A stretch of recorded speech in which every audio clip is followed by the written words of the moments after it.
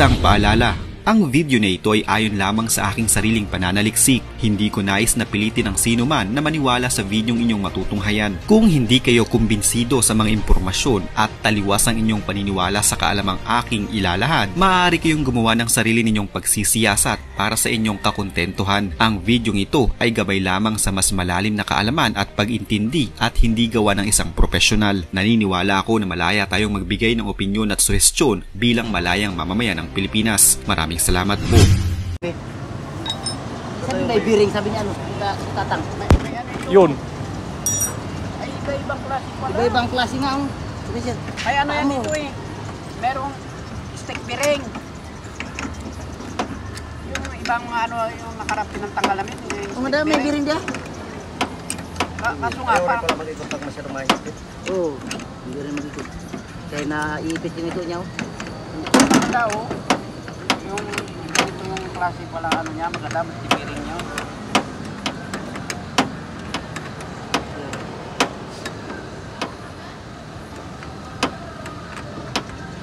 Okay na ito, kasi na ganyan na.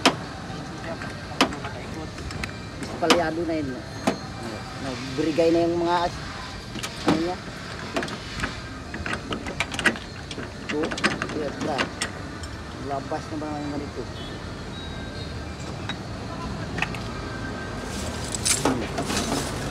Yan, sige.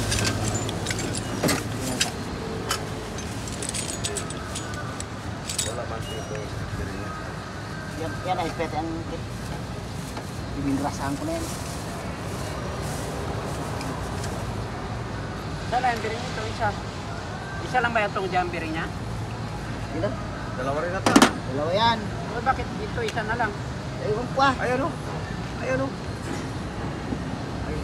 Wala na. Pud-pud na. Ay wala na nga, nakalahulog na. Ay, wala. Yan na, nakakasal. Tingnan. Yung mahulog yan. Ay kuya, pag ano, pabili ka na lang ng bago, Ano, maliit. dalawa. Maliit pala Tapos yung mga bearing dito, sa susunod, dito na ang pang ano mo sa nasira. Kasi ito, naubos na, nakalahulog na. Aros na nga. Kabilaan. Baga sa ano, aros na. Yan, pabili na lang ng ganyan bearing o. O ganito. Makuha na lang kayo. Ang pabili kayo. Yun, wala na oh. Sira, aros na. Liyado na oh. Yung kanyang ano. Ay, marami na palang kulang sa ano. Wala din pala, sablay din kahit palitan yan lang talaga. Kailangan pilihan talaga. Diyan kayo baka may assess pa. Iba-iba no? Iba-iba pala. Yung ganito yung klase yung ano. Ganito yan. Yan pwede pa yan siguro. Takip mo na ulit. Pwede pa yan.